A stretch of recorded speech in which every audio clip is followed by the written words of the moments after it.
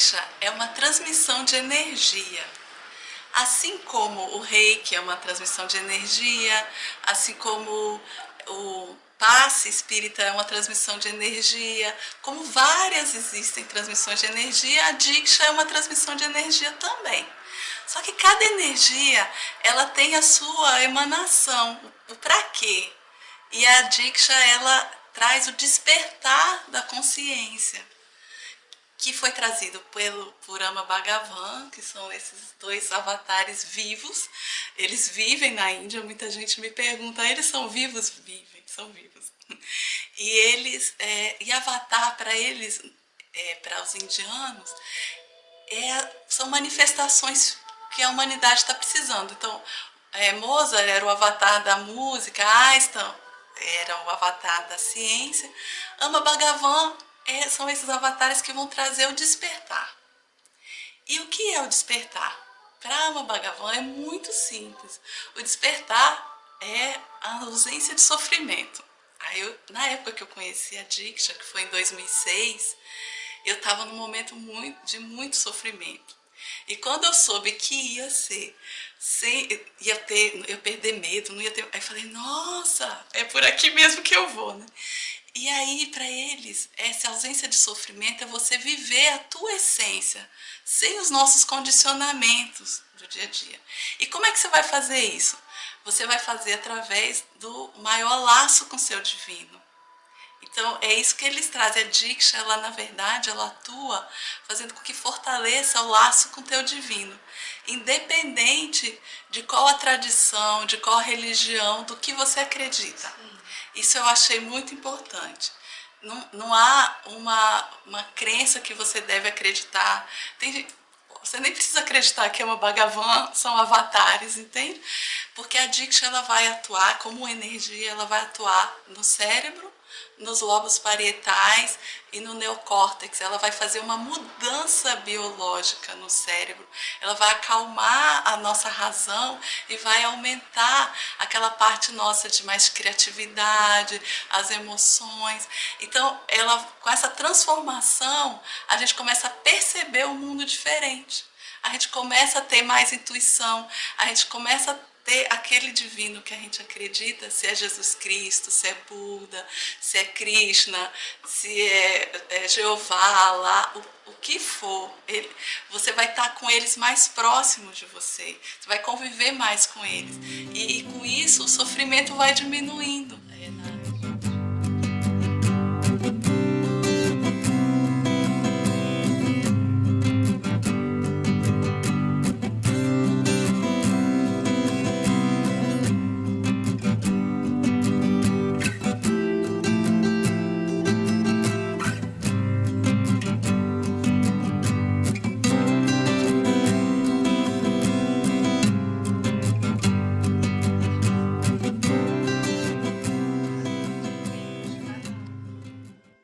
Colocam muito a Diksha chamada de bênção da unidade. Então eles veem que a gente tem esse vazio porque a gente acredita que nós estamos separados das pessoas. Isso é que causa o sofrimento. Então quando a Diksha atua, a gente começa a perceber que é tudo um só. Por isso que todos os divinos são aceitos. Porque todos os divinos são só, assim como nós, com a nossa essência, nós somos uma manifestação individual, mas somos todos um. E aí esse sentimento de unidade vai trazendo a paz, a serenidade, e a gente pode expressar o que somos, sem aquela vontade de ser aceito, sem ter que usar máscaras para ser aceito. A gente vai sendo nós e vamos sendo aceitos por nós mesmos, porque na verdade a dificuldade é a gente aceitar como nós, a gente fica julgando, a gente está querendo sempre ser mais do que a gente quer. Uma coisa que o Bhagavan disse na Índia quando eu estive lá, que eu achei muito interessante, que ele falou assim, o primeiro passo é saber aonde você está. Não comparar com as outras pessoas, mas aonde você está. Se, por exemplo, você quer vir para a Índia, você tem que comprar uma passagem de avião para ir para a Índia. Aí você precisa primeiro saber onde você está. Você está em João Pessoa? é aqui você tá, então você vai comprar uma passagem de João Pessoa para a Índia. Mas eu queria estar em Londres. Se você comprou uma passagem de Londres para a Índia, você não vai chegar na Índia. Então, o primeiro passo é a integridade interior. É aonde você tá, você vê você, sem que aonde você quer, se comparando com os outros. Mas se você se aceitando, estou em João Pessoa, tá? Olhe para dentro. O que é João Pessoa? João Pessoa é essa cidade, ok? É aqui. E aonde eu quero chegar? Então, esse é o caminho que eu individualmente vou fazer.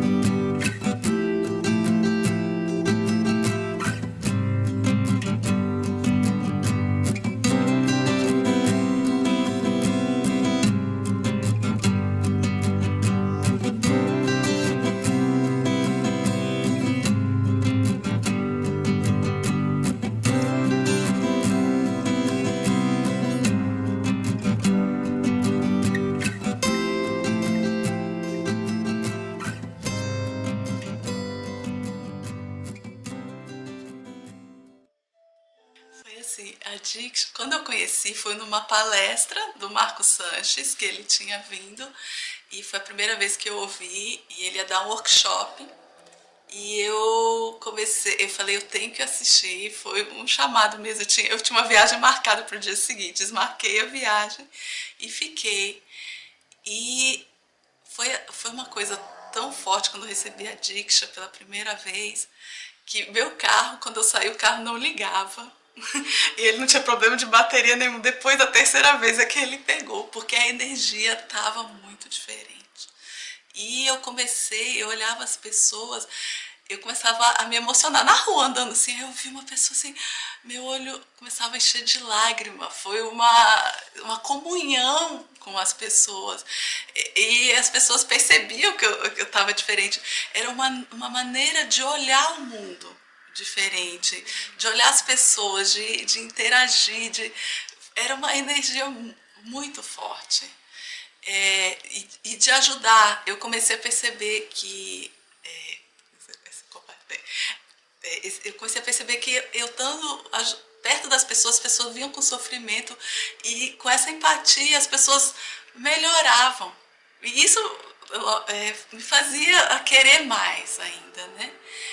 E até que em 2012 eu fui para a Índia. Foi um longo caminho. E na época, para ser Diksha Giver, tinha que ir para a Índia. E eu achava, em 2006, eu achava que a Índia era muito longe, eu não conseguia nem me imaginar lá. E aí, em 2010, a energia foi crescendo, e em 2010 começou a ter iniciação no Brasil. Aí eu fiz a iniciação na primeira turma, que teve em Brasília, e hoje quase todos os lugares do Brasil existem pessoas que dão trainer, que é chamado trainer, que vão para a Índia, fazem uma iniciação especial, um curso especial, e podem fazer a iniciação de Diksha, né? E quando você se torna um Diksha Giver, você pode ser apto a doar Diksha para as pessoas e para você mesmo. E que você se conecta mais ainda. E existem as rodas de Dikshas, que são chamadas reuniões semanais, com vários Diksha Givers, com várias pessoas que vão recebendo essa Diksha. E ela é cumulativa. Quanto mais você recebe, mais o teu cérebro ele vai ampliando, né? Isso. E um momento foi muito bom. Até 2012 eu fui para lá, para o berço de onde surgiu a Diksha.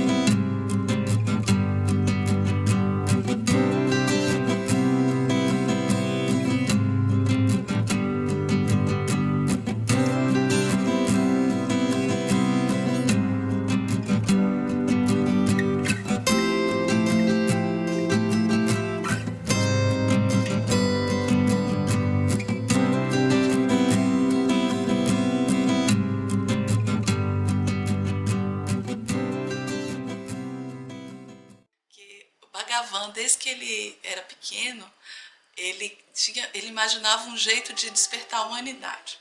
E o pai era ateu, que é uma coisa muito estranha para os indianos, né? E aí, aí ele casou com Ama, ele se interessou que Ama também era uma criança que ajudava muitas pessoas, inclusive na cura.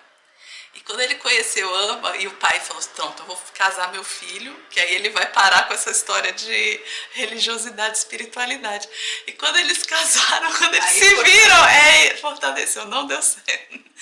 E aí eles tiveram um filho, e eles tinham uma escolinha onde eles ensinavam várias coisas para as crianças, e conta que assim, começava a ter manifestações, não era uma escola comum, era uma escola também ligada à espiritualidade.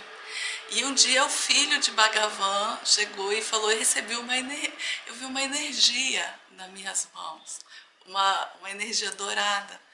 E Bhagavan falou assim: você consegue transmitir? Ele conseguiu. E Bhagavan também já tinha tido essa experiência.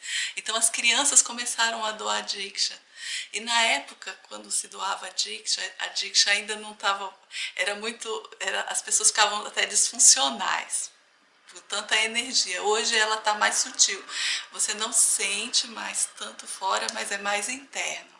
Mas na época dizia que quando ia estrangeiro para lá, você já sabia que porque os estrangeiros saíam até com a energia era muito, muito, muito forte. Não que não seja hoje, mas ela está mais sutil.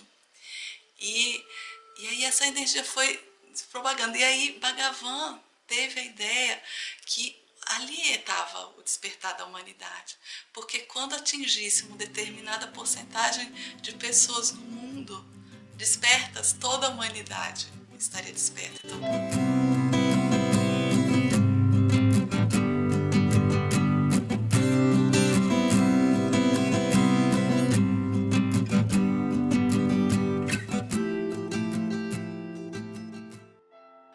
Bhagavan fala que ele não é o único que pode despertar a humanidade.